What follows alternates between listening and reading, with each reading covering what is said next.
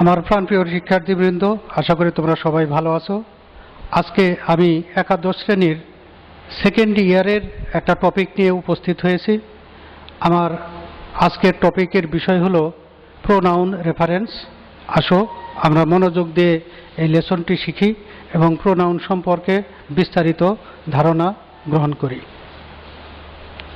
প্রিয় শিক্ষার্থীবৃন্দ, আমি আজকে যে টপিকটা নিয়ে উপস্থিত হয়েছি সেই টপিকটা হলো প্রোনাউন রেফারেন্স।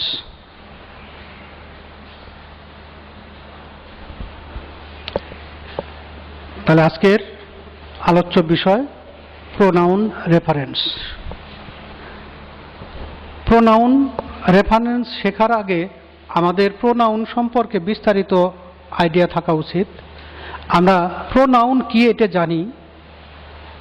একটা নাউনের পরিবর্তে যে ওয়ার্ডগুলো ব্যবহার করা হয় সেই ওয়ার্ডটিকে আমরা বলি প্রোনাউন।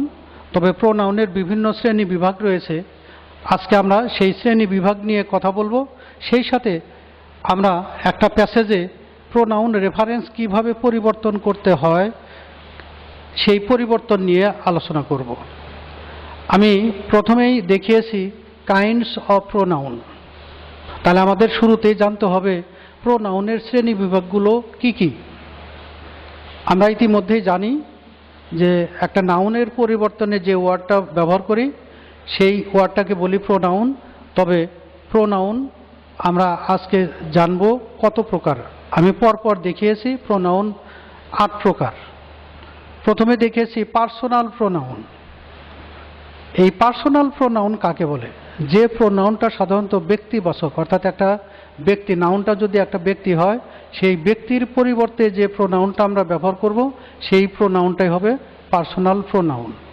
আমি এখানে দেখিয়েছি, দেখো, we, us, our, they, them, their. এই প্রোনাউনগুলো পার্সনকে ইন্ডিকেট করে। তবে এই প্রোনাউন জানার আগে আরও কিছু বিষয় আমাদের জানতে হবে, যেগুলো হলো নমিনেটিভ কেস, অবজেক্টিভ কেস এবং পজিটিভ কেস। আমরা যখন প্রোনাউন ব্যবহার করব এই কেসগুলো এর সাথে রিলেটেড, অর্থাৎ কোন ফর্ম সেন্টেন্সের কোন জায়গায় ব্যবহৃত হবে। তাহলে সেই বিষয়গুলো যদি জানা থাকে তাহলে প্রোনাউন আইডেন্টিফাই করতে এবং পরিবর্তন করতে আমাদের জন্য সহায়ক হবে। তাহলে আমরা প্রথম নাম্বারে কি দেখিয়েছি? Personal pronoun.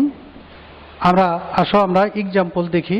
নাম্বার এতে দেখানো আছে, they came to our house last month. এখানে আন্ডারলাইন করা আছে আওয়ার, তাহলে আমাদের বাড়িতে এসেছিল। তাহলে এখানে এই যে আওয়ার, উই এটা নমিনেটিভ কেস আর আওয়ার এটা হলো পজিটিভ কেস। কোনো একটা নাউনের আগে যদি প্রোনাউন ব্যবহার করা হয় ওই প্রোনাউনটা সাধারণত পজিটিভ কেসে হয়। তাহলে আওয়ার এটা একটা পার্সোনাল প্রোনাউন আর কেস হিসাবে এটা হলো পজিটিভ কেস। নাম্বার বিতে দেখিয়েছি, we provided them with prize. এখানে দেম এটা একটা প্রোনাউন। কোন ধরনের প্রোনাউন? Personal pronoun. তাহলে এই যে পার্সোনাল প্রোনাউন, আমরা তাহলে এখান থেকে দেখতে পাচ্ছি যে পার্সোনাল প্রোনাউনকে আমরা কি কোনো একটা ব্যক্তিবাচক নাউনকে ইন্ডিকেট করতে যে প্রোনাউনটা ব্যবহার করি সেটাই হলো পার্সোনাল প্রোনাউন। আসো আমরা দেখব 2 নম্বরে কি আছে, রিফ্লেক্সিভ অবলিক ইমফেটিক প্রোনাউন। রিফ্লেক্সিভ বলতে বোঝায় আত্মঘটিত, আর ইমফ্যাটিক প্রোনাউন বলতে বোঝায় কোনো একটা জিনিসের উপর যখন ইমফ্যাসিস দেওয়া হয়, গুরুত্ব বেশি দেওয়া হয় সেই অর্থে। তাহলে আমরা সেকেন্ড নম্বরে পাচ্ছি রিফ্লেক্সিভ বা ইমফ্যাটিক প্রোনাউন। আমি দেখেছি, দেখো এক্সাম্পল হিসেবে রেখেছি, my self, himself, itself, দেমসেলফস, herself. আমরা যখন কোনো পার্সনকে ব্যবহার করব তখন যখন আত্মঘটিত বুঝাবে, অর্থাৎ নিজে নিজেই করবে, তাহলে সেই ক্ষেত্রে যে প্রোনাউনগুলো ব্যবহার হয় সেইগুলোকে বলছি রিফ্লেক্সিভ বা ইমফ্যাটিক প্রোনাউন। আসলে আমরা উদাহরণগুলো লক্ষ্য করি। I myself saw him go out. I myself, তাহলে আইটা হলো ব্যক্তি নমিনেটিভ কেস আর মাইসেলফ এটা হলো রিফ্লেক্সিভ প্রোনাউন। আমি নিজেই তাকে বাইরে যেতে দেখলাম। তাহলে এই যে মাইসেলফ এই কথাটা হলো রিফ্লেক্সিভ প্রোনাউন।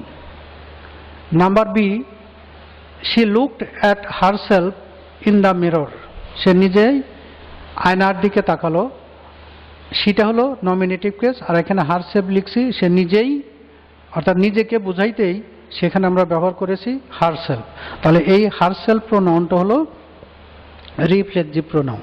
তাহলে প্রিয় শিক্ষার্থীবৃন্দ, আমরা কি কথাগুলো কি বুঝতে পারছি? আশা করি তোমরা ভালোভাবে বুঝতে পারছো। তাহলে আমরা দুই ধরনের প্রোনাউন দেখলাম, একটা হলো পার্সোনাল প্রোনাউন, দুই নম্বর হলো রিফ্লেক্সিভ প্রোনাউন।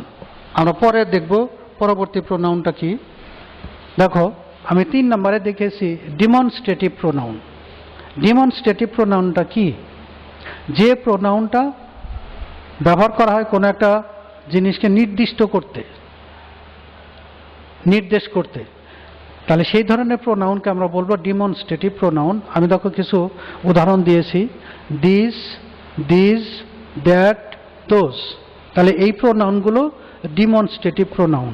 কোন কোন ক্ষেত্রে ব্যবহৃত? দিস কথাটা সিঙ্গুলার নাম্বারে, এখানে বুঝাইতে অর্থাৎ কাছে বুঝাইতে দিস, আর দিস এটা প্লুরাল অর্থে ব্যবহৃত হয়, তাহলে দিস সিঙ্গুলার আর দিস এটা হবে প্লুরাল।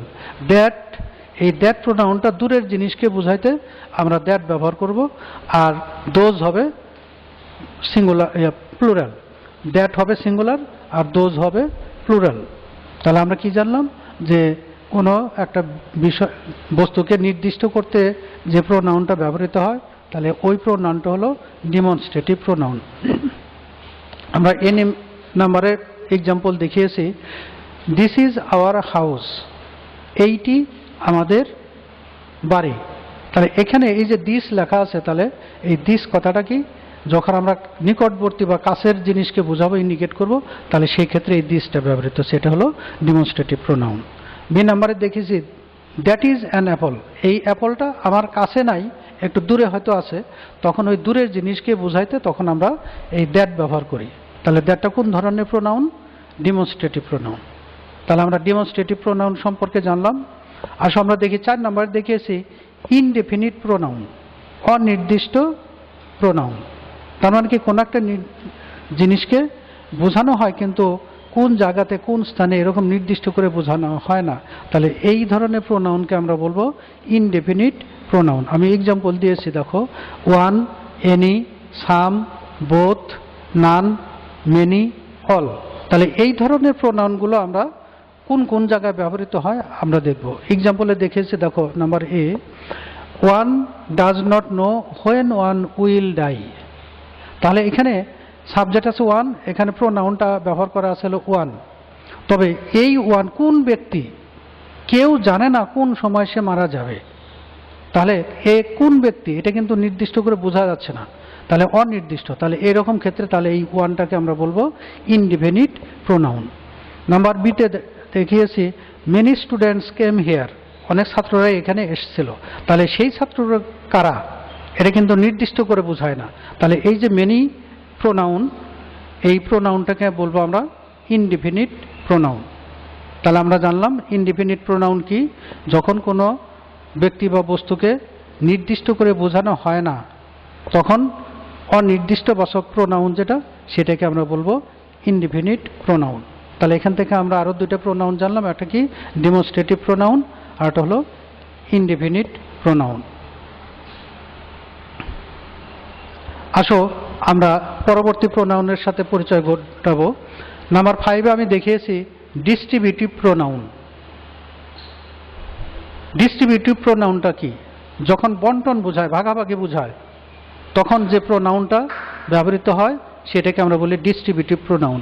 দেখো আমি কিছু উদাহরণ দিয়েছি, ইচ, এভরি, আইদার, নাইদার। তাহলে এই ধরনের প্রোনাউনগুলো আমরা কি বলি? Distributive pronoun. আমি এক্সাম্পল হিসেবে দেখিয়েছি each of the boys was meritorious, ছাত্রদের প্রত্যেকেই ছিল মেধাবী। তাহলে এখানে each of the boys, boys কথাটা বহুবচন, তাদের প্রত্যেকেই, তাহলে ইচ, এই যে ইচ কথাটা এটা হবে ডিস্ট্রিবিউটিভ প্রোনাউন, অর্থাৎ আলাদা আলাদা করে বোঝানোর জন্য। তাহলে সেই ক্ষেত্রে আমরা ব্যবহার করব ইচ। তাহলে এই ইচ প্রোনাউনটার নাম হলো distributive pronoun. Number B, either of the two girls will get a prize, দুইটা মেয়ের প্রত্যেকেই পুরস্কার পাবে, তাহলে সেই ক্ষেত্রে either of the two girls, তাহলে এই যে টু গার্লস তার আগে লেখা হয়েছে হলো আইদার, তাহলে এই আইদার কথাটা আমরা পাচ্ছি ডিস্ট্রিবিউটিভ প্রোনাউন হিসেবে। তাহলে ডিস্ট্রিবিউটিভ প্রোনাউন সম্পর্কে জানলাম। তাহলে ডিস্ট্রিবিউটিভ প্রোনাউনটা কি? যখন আলাদা আলাদা করে দেখানো হয় অথবা ভাগাভাগি বোঝানো হয়, তাহলে সেই ক্ষেত্রে যে প্রোনাউনটা ব্যবহৃত হয় সেই প্রোনাউনটাই হলো ডিস্ট্রিবিউটিভ প্রোনাউন। পরবর্তীতে আর একটা প্রোনাউন আসছে, দেখো number 6, interrogative pronoun. Interrogative pronoun কাকে বলে? যে প্রোনাউনটা সাধারণত ইন্টারোগেটিভ সেন্টেন্স তৈরি করতে ব্যবহৃত হয় ওই প্রোনাউনটাকে আমরা বলবো ইন্টারোগেটিভ প্রোনাউন। আমরা দেখেছি, দেখো হু, হোয়াট, হুইচ, হুম, তাহলে এই প্রোনাউনগুলো ইন্টারোগেটিভ প্রোনাউন। তবে এই প্রোনাউনের ব্যবহারগত কারণে অনেক ধরনের নাম আছে, তবে এখানে আমরা শুধু প্রোনাউন হিসেবেই জানব। What class do you read in? তাহলে দেখো এটা একটা ইন্টারোগেটিভ সেন্টেন্স। তাহলে শুরুতেই আমরা জানি ডব্লিউএস কোশ্চেন দিয়ে প্রশ্নটা শুরু করা হয়, তাহলে হোয়াট দিয়ে শুরু হয়েছে, তাহলে এই হোয়াটটাকে আমরা, যে তুমি কোন ক্লাসে পড়ো, কোন, তাহলে এই যে হোয়াট, এই হোয়াটটাকে আমরা বলো ইন্টারোগেটিভ প্রোনাউন। তাহলে কি জানলাম? ইন্টারোগেটিভ সেন্টেন্স তৈরিতে শুরুতেই যে ডব্লিউএস ওয়ার্ডটা ব্যবহার করা হয় ওই ওয়ার্ডটাকে আমরা বলছি ইন্টারোগেটিভ প্রোনাউন। 2 নম্বরে আমি দেখেছি, দেখো হোম ডাজ শি লাইক? সে কাকে পছন্দ করে, কাকে? তাহলে এই ক্ষেত্রে whom interrogative word, WS word, এটা শুরুতেই বসছে, তাহলে এই যে প্রোনাউন, এই প্রোনাউনটাকে আমরা বলবো ইন্টারোগেটিভ প্রোনাউন। তাহলে এখান থেকে আমরা জানলাম আরো 2 প্রকার প্রোনাউন, একটা হলো ডিস্ট্রিবিউটিভ প্রোনাউন আর একটা হলো ইন্টারোগেটিভ প্রোনাউন। টোটালি আমরা 6 প্রকার জানলাম। আসো আরো 2 প্রকার আছে, আমরা জেনে নেই। আমি 7 নম্বরে দেখেছি রিলেটিভ প্রোনাউন। তাহলে রিলেটিভ প্রোনাউন কাকে বলে? যখন একটা প্রোনাউন দুইটা ক্লজকে রিলেট করার জন্য, সম্পর্কিত করার জন্য, একটাকে আরেকটার সাথে উপস্থাপন করার জন্য ব্যবহৃত হয় ওই প্রোনাউনটাকে আমরা বলি রিলেটিভ প্রোনাউন। আমি এক্সাম্পল হিসেবে দেখিয়েছি হু, হুম, হুজ, হুইচ, হোয়াট, এগুলো কিন্তু ডব্লিউএস ওয়ার্ড। আগে জানলাম ইন্টারোগেটিভ প্রোনাউন, কিন্তু এখন যেটা দেখব সেটা হলো রিলেটিভ প্রোনাউন। তবে ইন্টারোগেটিভ প্রোনাউন কখন আর রিলেটিভ প্রোনাউন কখন, এই জিনিসটা আমরা একটু খেয়াল করব। আগে আসো আমরা এক্সাম্পলগুলো দেখে নিই। সাবিনা হু কেম ইয়েস্টারডে ইজ মাই সিস্টার। তাহলে এখানে হু, দেখো সাবিনা একটা ব্যক্তি, একটা মেয়ে, হু, তাহলে সাবিনার পরবর্তীতে ব্যবহার করা হলো অ্যান্টিসিডেন্ট বলা হয়, অর্থাৎ ডব্লিউএস ওয়ার্ডের আগে একটা অ্যান্টিসিডেন্ট আছে, সেটা হলো সাবিনা। কেম ইয়েস্টারডে ইজ মাই সিস্টার, তাহলে গতকাল যে মেয়েটি এসেছিল সাবিনা, সে হলো আমার বোন। তাহলে এই যে মাই সিস্টার, অর্থাৎ আমার সাথে সাবিনা অর্থাৎ সিস্টারের একটা সম্পর্ক রয়েছে। আর ক্লজ হিসাবে আসছে হলো কেম ইয়েস্টারডে, এটা একটা ক্লজ, আর ইজ মাই সিস্টার এটা একটা ক্লজ, 2টা ক্লজ। তাহলে যে ইন্টারোগেটিভ প্রোনাউনগুলো, যে প্রোনাউনগুলো 2টা ক্লজকে একত্রিত করতে ব্যবহৃত হয়, রিলেট করতে, সম্পর্কিত করতে ব্যবহৃত হয়, এটাকে আমরা বলছি relative pronoun. Number B, listen to me what I say. তাহলে এখানে দেখো হোয়াট, এটা একটা রিলেটিভ প্রোনাউন। কেন? লিসেন টু মি এটা একটা ক্লজ, আর আই সে এটা একটা ক্লজ। তাহলে 2টা ক্লজকে সংযুক্ত করতে বা সম্পর্কিত করতে ব্যবহৃত হয়েছে। তাহলে এই প্রোনাউনটার নাম হলো রিলেটিভ প্রোনাউন। তাহলে কি রিলেটিভ প্রোনাউন কাকে বলে? যে প্রোনাউন 2টা ক্লজকে যুক্ত করতে ব্যবহৃত হয় এবং একটা ক্লজের সাথে আরেকটা ক্লজকে সম্পর্কিত করে, ওই প্রোনাউনটাকে বলা হয় রিলেটিভ প্রোনাউন। তবে এখন আমরা জানব যে ইন্টারোগেটিভ প্রোনাউন কখন হয় আর রিলেটিভ প্রোনাউন কখন হয়। তাহলে আমরা জেনেছি ইন্টারোগেটিভ প্রোনাউন কখন হয়, যখন সেন্টেন্সের শুরুতে একটা ইন্টারোগেটিভ সেন্টেন্স তৈরিতে ব্যবহৃত হয়। আর রিলেটিভ প্রোনাউন কখন হয়? যখন 2টা ক্লজকে যুক্ত করতে ব্যবহৃত হয়। তাহলে কি পার্থক্যটা বোঝা গেল? যে ইন্টারোগেটিভ সেন্টেন্সে শুরুতেই বসে, আর রিলেটিভ প্রোনাউন হিসেবে যখন ব্যবহার করবো এটা সেন্টেন্সের সাধারণত মাঝামাঝি অবস্থানে ব্যবহৃত হয়। এটা সাধারণত অ্যান্টিসিডেন্টের পরে অথবা দুইটা ক্লজকে যুক্ত করতে ব্যবহৃত হয়। আশা করি তোমরা বুঝতে পেরেছো যে কখন ইন্টারোগেটিভ প্রোনাউন হয় আর কখন রিলেটিভ প্রোনাউন হয়। এখন আমরা দেখব নাম্বার 8, রিসিপ্রোকাল প্রোনাউন, পারস্পরিক প্রোনাউন। অর্থাৎ যখন আমরা একজনকে আরেকজনের সাথে বিনিময় করা বোঝাবো বা এক্সচেঞ্জ করা বোঝাবো, তাহলে সেই ক্ষেত্রে যে প্রোনাউনটা ব্যবহৃত হয় তার নাম হলো রিসিপ্রোকাল প্রোনাউন। আমি উদাহরণ দেখিয়েছি, ইচ আদার, ওয়ান অ্যানাদার। তাহলে ইচ আদার একে অপরের সাথে, ওয়ান অ্যানাদার একজন আরেকজনের সাথে। তাহলে এই অর্থে আমরা যে প্রোনাউনগুলো ব্যবহার করি তাহলে সেগুলো হলো রিসিপ্রোকাল প্রোনাউন। আমি এক্সাম্পল দিয়েছি, the two girls talk to each other, দুটো মেয়ে একে অপরের সাথে কথা বলল। তাহলে এই যে ইচ আদার একে অপরের সাথে পারস্পরিক, তাহলে এই যে ইচ আদার এইটাই হলো রিসিপ্রোকাল প্রোনাউন। আমি বি নাম্বারে দেখিয়েছি, the farmers helped one another, কৃষকেরা একে অপরকে সাহায্য করলো। তাহলে ওয়ান অ্যানাদার আন্ডারলাইন যে প্রোনাউন, এটাকে আমরা বলছি রিসিপ্রোকাল প্রোনাউন। প্রিয় শিক্ষার্থীবৃন্দ, তাহলে কি এখান থেকে আমরা 8টা প্রোনাউন সম্পর্কে জানলাম। তাহলে প্রোনাউন কাকে বলে জানলাম, সেই সাথে প্রোনাউন কত প্রকার, 8 প্রকার, এটাও আমরা জানলাম। আসো এই প্রোনাউনগুলো ব্যবহার সেন্টেন্সে কখন কিভাবে করতে হয় সেটা নিয়ে আমরা একটু কথা বলি। দেখো, আমি কিছু এক্সাম্পল দিয়েছি প্রোনাউন রেফারেন্স। এখানে এক্সারসাইজ হিসেবে আমি 10টা সেন্টেন্স দেখিয়েছি। এই সেন্টেন্সগুলোর মাধ্যমে প্রোনাউন কেমন থাকে আর কিভাবে পরিবর্তন করতে হবে তার নিয়মগুলো আমরা দেখে নেব। দেখো, নাম্বার 1-এ দেখিয়েছি, this is a book of my. তাহলে দেখো, this is a book of my, এখানে মাই একটা প্রোনাউন। তাহলে নিশ্চয়ই এই মাই প্রোনাউনটা সঠিক করে লেখা নাই, এই সঠিক প্রোনাউনটা আমাদেরকে ব্যবহার করতে হবে। তাহলে আমরা কি লিখব,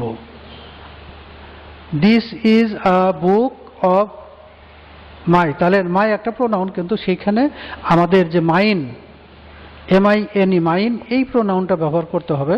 কারণ according to the place and demand of the sentence we have to use the pronoun.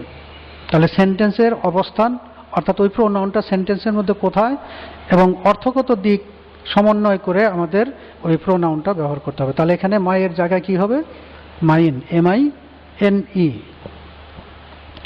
Number 2, a dog is always faithful to his master. তাহলে দেখো, a dog is faithful to his master, একটা কুকুর তার মালিকের প্রতি, প্রভুর প্রতি খুবই বিশ্বাসী। তাহলে এখানে দেখো, টু হিজ মাস্টার, তাহলে হিজ বলতে শিশু অথবা ব্যক্তিকে বোঝানো হয়, কিন্তু আমরা যখন অবধ কোনো শিশু অথবা প্রাণীকে বোঝাই, ইতর প্রাণী, তাহলে সেক্ষেত্রে আমরা এই হিজ ব্যবহার করতে পারি না, হিজের জায়গা দখল করবে ইটস। তাহলে ইট দ্বারা কি ইতর প্রাণীকে বোঝানো হয়, তাহলে পজিটিভ কেস হবে ইটস। তাহলে এই হিজের জায়গা দখল করবে ইটস। তাহলে আমাদের সঠিক উত্তর হবে ইটস, ITS, ইটস। প্রিয় শিক্ষার্থী, আশা করি তোমরা বুঝতে পারছো। Number 3, one should not think himself great, কেউ কাকে বড় মনে করবে না, অর্থাৎ একটা যে গর্ব করা, এটা না করাই ভালো। তাহলে এখানে লেখা আছে one should not think himself great. তাহলে যদি সাবজেক্টটা ওয়ান হয়, আমরা জানি সেই ক্ষেত্রে প্রোনাউনটাও তখন হয় ওয়ান। তাহলে এই যে হিমসেলফ আছে, তাহলে এই হিমসের জায়গা আমরা প্রোনাউন হিসেবে বসাবো ওয়ান। তাহলে উত্তরটা কি হবে, one should not think one great. তাহলে উত্তরটা হবে one. Number 4, they talk to the principal himself. দেখো, এখানে একটা প্রোনাউন লেখা আছে হিমসেলফ, কিন্তু এখানে সাবজেক্ট দেওয়া আছে হলো দে। দে দ্বারা কি প্লুরাল ফর্ম বোঝায়, তাহলে আমরা এইখানে হিমসেলফের জায়গায় লিখবো দেমসেলফ। তাহলে উত্তরটা কি হবে, হিমসেলফের জায়গা হবে themselves. Number 5, the students each have done his duties. তাহলে এখানে দেখো হিজ একটা প্রোনাউন, তাহলে এটা সঠিক করে লিখতে হলে দ্য স্টুডেন্টস কি প্লুরাল ফর্ম, তাহলে আমরা কি লিখতে পারি, the students is have done their duties. তাহলে এই হিজের জায়গা দখল করবে their. Number 6, whose did you meet yesterday, তুমি গতকাল কার সাথে দেখা করেছিলে। তাহলে আমরা জানি এটা হুজ, এটা একটা ইন্টারোগেটিভ প্রোনাউন, তবে ইন্টারোগেটিভ প্রোনাউনটা সঠিক করে লিখতে হবে। তাহলে আমরা জানি কার সাথে বা কাকে, তাহলে সেই ক্ষেত্রে হুম ব্যবহৃত হয়। তাহলে হুজ এটা পজিটিভ কেস, কিন্তু আমাদের লিখতে হবে অবজেক্টিভ কেস, হুম, WHOM। তাহলে উত্তরটা কি হবে? Whom did you meet yesterday. Number 7-এ দেখো, what of the pens did you buy to write with. তাহলে এখানে দেখো লেখা আছে হোয়াট অফ দ্য পেন্স, তাহলে হোয়াট এটা শুরুতেই ব্যবহার করা আছে, তাহলে ইন্টারোগেটিভ প্রোনাউন ব্যবহার করতে হবে। তবে আমরা জানি কোনো একটা বস্তুকে নির্দিষ্ট করে ইন্ডিকেট করতে ব্যবহৃত হয় হুইচ, তাহলে আমরা প্রোনাউন হিসেবে হোয়াটের জায়গায় ব্যবহার করব which. Which of the pens did you buy to write with, তাহলে আমাদের উত্তরটা হচ্ছে which. Number 8, one should do his duty. তাহলে আমরা জানি ওয়ান থাকলে সেখানে এই হিজের জায়গাটা দখল করে ওয়ান, তাহলে কি one should do one's duty, তাহলে পজিটিভকে যেহেতু সেক্ষেত্রে হবে ওয়ান লিখে apostrophe S, one's duty. Number 9, the only pen what I bought is lost. আমরা হোয়াটটাকে কি রিলেটিভ প্রোনাউন হিসেবে ব্যবহার করব, তবে আমরা জানি পেন একটা কি বস্তু, তাহলে আমরা বস্তুর পরিবর্তে আমরা ব্যবহার করব that. The only pen that I bought is lost, তাহলে এখানে হোয়াটের জায়গা দখল করবে that. Number 10, each of the two pens is good. তাহলে আমরা দেখো ইচ শুরুতে একটা প্রোনাউনের ব্যবহার পাই, each of the two pens is good, তাহলে আমরা এখানে লিখব either of the two pens is good, তাহলে ইচের জায়গা দখল করবে আইদার। তাহলে এভাবে আমরা প্রোনাউন কাকে বলে, প্রোনাউন কত প্রকার এবং প্রোনাউন কোথায় কিভাবে ব্যবহৃত হয় এগুলো সম্পর্কে জানলাম। তাহলে আশা করি প্রিয় শিক্ষার্থী তোমরা ভালোভাবে বুঝতে পেরেছো। আর প্রোনাউন একটা ব্যাপক জিনিস, এটাকে বিস্তারিতভাবে জানতে হলে আমাদেরকে আরও একটু লেসন শিখতে হবে। আজকে আমি প্রোনাউন কাকে বলে, প্রোনাউন কত প্রকার, প্রোনাউন কিভাবে পরিবর্তন করতে হয় সেগুলো নিয়ে কথা বললাম। তবে পরবর্তীতে আরেকটা ক্লাস আমি আশা করি তোমরা ওই ক্লাসটা অনুসরণ করবে, তাহলে প্রোনাউনের ব্যবহার এবং পরীক্ষা কোশ্চেনে কিভাবে প্রোনাউনের ব্যবহার লিখতে হবে সেগুলো নিয়ে বিস্তারিত আলোচনা করব। সেই অপেক্ষায় থাকো। আর এই কথা বলেই তোমরা উপস্থিত থাকবে পরবর্তী ক্লাসে, এই আশাটুকু ব্যক্ত করে আমার ক্লাস আজকের মতো শেষ করলাম। আল্লাহ হাফেজ।